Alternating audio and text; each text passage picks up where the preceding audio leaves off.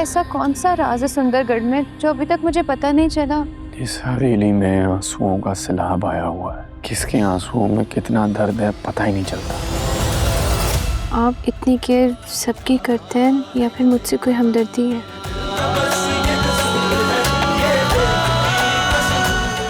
खूबसूरत हो तुम, कभी किसी से मोहब्बत नहीं हुई?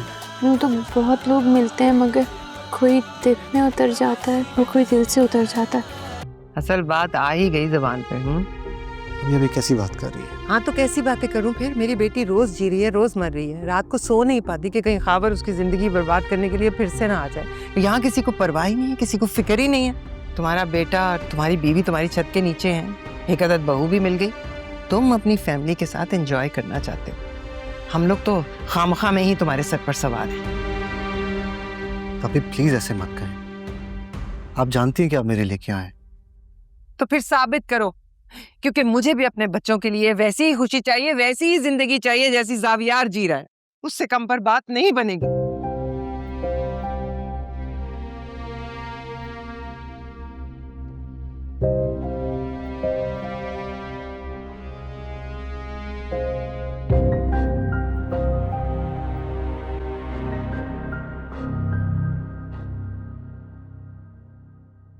बोर हो रही थी, बैठो मेरे साथ थोड़ी देर। हाँ ना, बैठते हैं। क्या हुआ? मेरी तबीयत कुछ ठीक नहीं लग रही। तुम्हें तो बुखार हो रहा है। नहीं, मैं ठीक हूँ। नहीं, तुम्हारी तबीयत ठीक नहीं हो रही। एक काम करो, तुम जाके रूम में रेस्ट करो, मैं तुम्हारे लिए सूप बना के लाती हूँ। बिलीव मी, ऐसा कुछ भी नहीं है। एनी, अगर तुम मेरी बात नहीं सुनोगी ना तो मैं ज़ावियार को कॉल कर दूंगी। नहीं प्लीज, उसको कहने की जरूरत नहीं है। तो जाओ रूम में जाके रेस्ट करो, मैं सूप और दवाई लेकर आती हूँ। Thank you so much. ये तुम सूप पीने के बाद बोलना।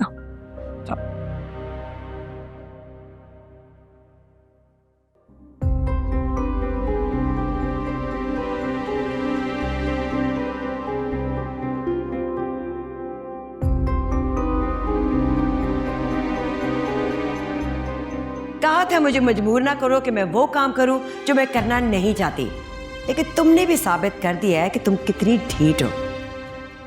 जो मैंने वक्त दिया था ना वो खत्म हो चुका है, अब मेरे पास और वक्त नहीं है।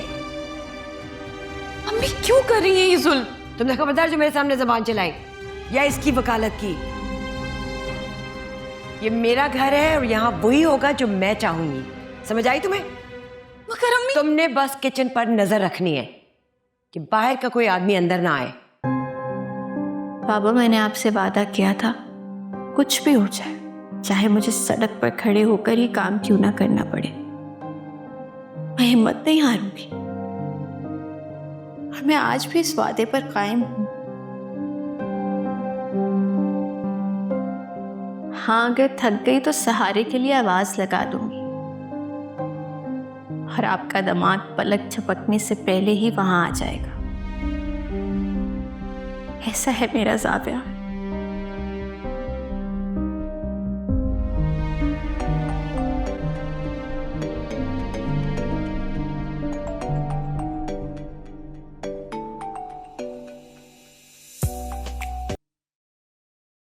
हेलो। नहीं बेटा, कैसे हो? आई एम सॉरी बेटा, मैं बहुत शर्मिंदा हूँ, मैं वक्त पर नहीं पहुंच सका। कोई बात नहीं, बस इस सब का कसूरवार खुद को मत ठहराइएगा। कसूर तो मेरा ही है बेटा, बचपन से तुम्हारे ख्वाब सुनता आ रहा हूँ, और वो जब मुकम्मल होने लगे तो क्या किया हमने, सब कुछ छीन लिया तुमसे। आपको क्या लगता है मैंने हिम्मत हार ली? बिल्कुल भी नहीं। आप भी जानते हैं कि रास्ते में रुकावटें तो आती हैं, लेकिन मुझे उनका डटकर सामना करना होगा। बस मंजिल पर नजर टिका कर रखनी होगी, हर मसला हल हो जाएगा। वो तो ठीक है, लेकिन तुम्हें कल ही आना होगा। मैंने किशोर से बात कर ली, अगर अब उसने कोई हंगामा किया।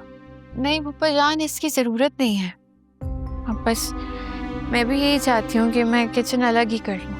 लेकिन बेटा, मैं बिल्कुल ठीक कह रही हूँ, और अगर देखिए तो मेरे लिए फायदा भी इसी में है। मुझे जो शेयर पुप्पो को देना पड़ता था, वो अब उनको नहीं दूंगी।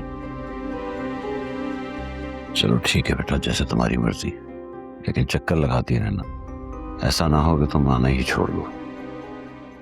नहीं नहीं, आपको और निदा को भुलाना इतना आसान तो नहीं है ना। चलो बेटा, अल्लाह तुम्हें खुश रखे और कामयाब करे। ये लो, निदा से बात करो।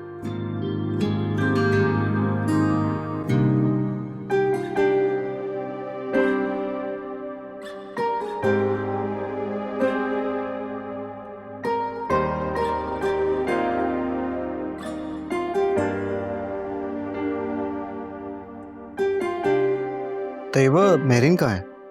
जी वो किचन में एनी मैडम के लिए सूप बना रही हैं। एनी मैम के लिए सूप बना रही है? जी वो कह रही थी कि उनकी तबीयत कुछ ठीक नहीं है तो सूप अच्छा रहेगा। अच्छा तुम जाओ, जाके अपना काम करो, जाओ।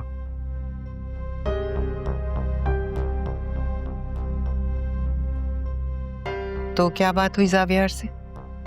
किस बारे में? शबी और जावियार की शादी के बारे में।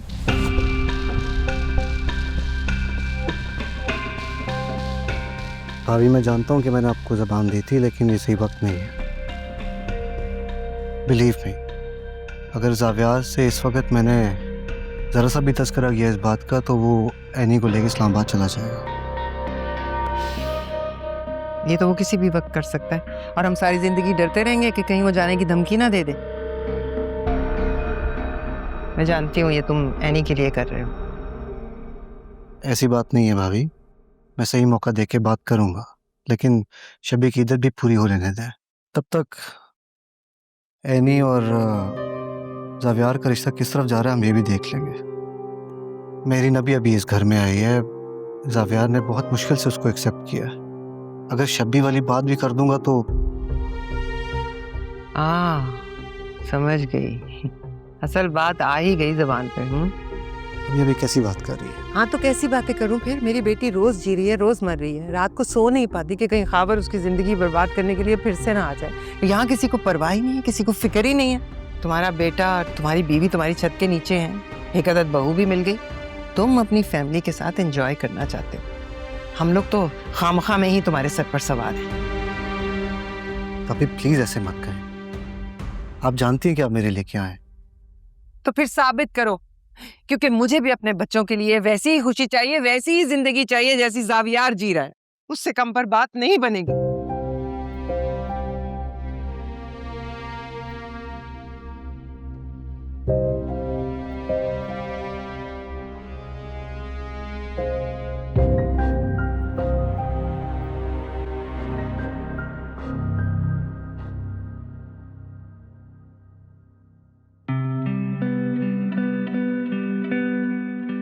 देखने में तो सूप बहुत अच्छा लग रहा है। सिर्फ देखना नहीं है, पीना भी है। चलो पियो इसको, फिर इसके बाद तुम्हें मेडिसिन भी लेनी है। क्या हुआ? मेडिसिन क्या हुआ? Are you okay? लो जी, हो गया ना बुखार? चलो ठीक है, नहीं मैं चलती हूँ।